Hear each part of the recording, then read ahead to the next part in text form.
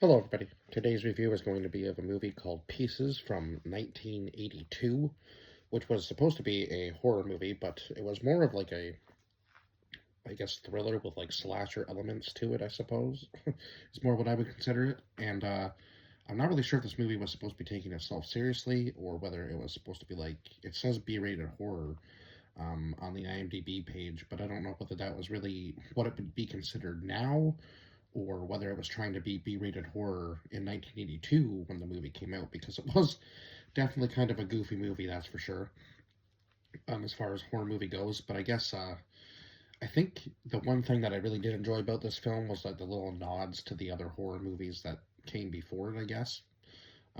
So like it seemed to have like nods to like the Texas Chainsaw Massacre and Halloween, and there was even like a nod in the one scene to like a Nightmare on Elm Street. I think all those movies were before this one. Don't quote me on that for sure, but that's just kind of what it reminded me of. And obviously, it was definitely more like trying to be like the Texas Chainsaw Massacre focused, but it was in a totally different city, and I just felt a little off. The very beginning of the movie, we have this kid playing with this puzzle that's, I guess probably a little bit above his age range, I suppose. And his mother just absolutely goes off the handles on him and says, you're going to end up like your father, or so on and so forth. I'm going to get rid of all this stuff that you have in the house. This house, you shouldn't be acting like this. Like, go get a garbage bag and so on and so forth. I'm going to burn all your stuff. I was like, okay, this is a little over the top. I guess he's kind of in a little bit of a horrible relationship with his mother, obviously, which isn't great for any child. And then he turns around and dismembers her with an axe. And I was like, okay, what exactly kind of a what kind of a turn of events was that in this movie?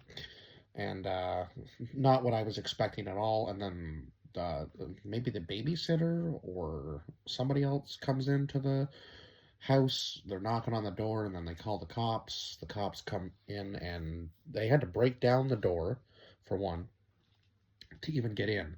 And they don't suspect the kid had killed her at all. They think somebody else was in the house with them. They even ask where the father is, and he's away on business or some sort of vacation. So I was like, okay, you're not suspecting the kid at all, that he might have had something to do with this.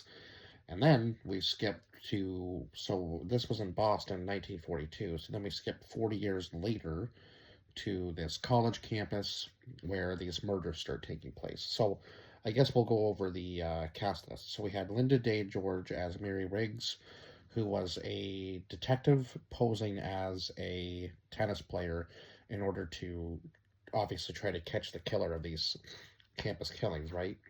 And some of this was just absolutely ridiculous, like the killer being able to walk through the campus with presumably I would like the trench coat, the mask, the sunglasses, and the top and like the fedora kind of style hat that he had on. I was like, okay, nobody's noticing this like throughout the entire college campus that this killer's just walking through, just walking through the campus willy nilly, with like nobody going. This is kind of suspicious behavior. Um, and he was able to get away with every kill on the campus, which I thought was absolutely insane. And I guess in the like little synopsis of the film, or I guess he was supposed to have like this obsession with the puzzles or whatever from when he was a kid. So he was slowly building a puzzle out of all of the victims that he had. Now, it kind of seemed to me like obviously he had like the keepsake of his mother's dress that he had kept for all these years after he had killed her, so that was kind of a little crazy. So it seems to be like a theme with all of these movies that the boys were either abused by their mothers or close with their mothers, and then for some reason they have an obsession with killing people who in this movie I thought almost looked like their mother in a way. So yeah, it was kind of a weird fixation on that part at least. And then we had Ian Sarah as Kendall, who was the, I guess, boyfriend or love interest of one of the victims that got killed. The one that got killed in the pool, I guess, and he just happened to be there, and then the cops kind of like recruited him as like, I guess, as like a investigator as well, and to be there to help, um I guess, to help Mary keep her, undercover identity, I guess, as the tennis player. It was kind of just a weird scenario all around, really. And then we had Edmund Purdom as the dean, who ended up actually being the one who was the killer at the end of the movie, and kind of the one I guess, you would least expect, right? But that's usually the way it goes in these types of movies, is the one you're least expecting usually ends up being the one that is the actual killer. And then we had Frank Branagh as Sergeant Randy Holden, Christopher George as Lieutenant Bracken, Jack Taylor as Professor Arthur Brown, and they kind of pushed it towards the professor because he was the one that was.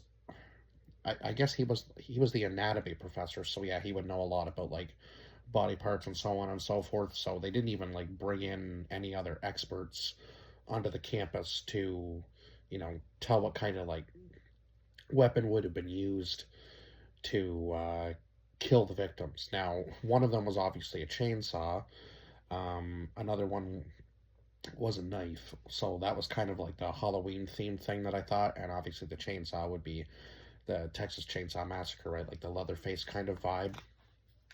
But obviously, they couldn't rip off that idea completely, or they would have probably been uh, had some serious copyrights coming their way. So yeah, it was kind of just funny that there was no real experts ever brought in, and just the two cops and the detective.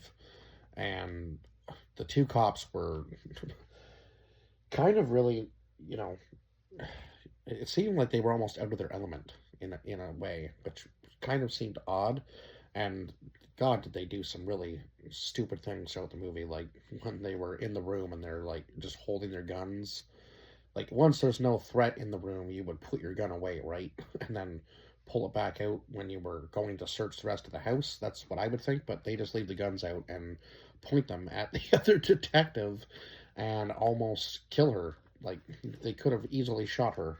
And that just seemed absolutely crazy to me, that they weren't really, didn't seem like they were well trained with their guns, that's for sure. And then we had May Heatherly, who played Mrs. Reston, who was the mother, obviously, of the dean. That, I guess, we find that out later on in the movie, obviously. But again, that was the mother, and she was the first one to go. And again, I was kind of like just laughing at the beginning of this film, because I was like, "There's no way that these cops break into this house after this babysitter or aunt or whatever she was to the kid calls her, or calls the cops. No, I guess she was taking him to her aunt. So it must have been the babysitter or something. I'm not exactly sure what this woman was doing there, but yeah, she was there for some reason and had called the cops, and then they break into the house at the beginning of the movie and don't suspect that it was the kid when it was only the mother and the child in the house. I was like, so who else would have killed her? And the kid's like covered in blood. I'm like, okay, so he's trying to make it seem like there was somebody else there, but there's no way anybody else got into that house and was able to, bar the door that much. And then we had Alejandro Hernandez, who played Timmy Reston, the kid. And then Paul L. Smith, who played Willard, who was like the groundskeeper of um, the whole like university campus. So I can't remember exactly how many victims the dean ended up getting, but he, I guess, was building like a puzzle out of all of the victims that he took. So he took like the head of one, and then I didn't even really realize this throughout the movie until like the end, when Kendall opens the one drawer and the like puppet that he's built basically falls onto them.